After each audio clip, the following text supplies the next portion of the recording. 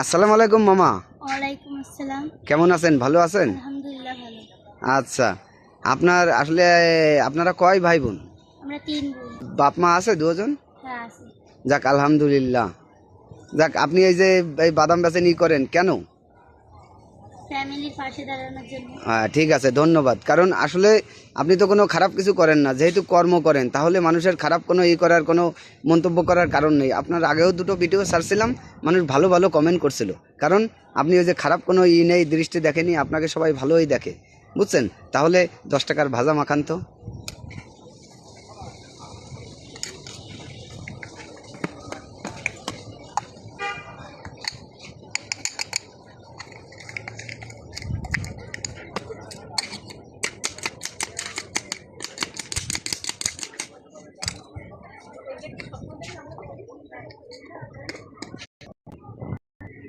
হয়ে গেছে মামা? জি মামা। আচ্ছা। এই যে মামা।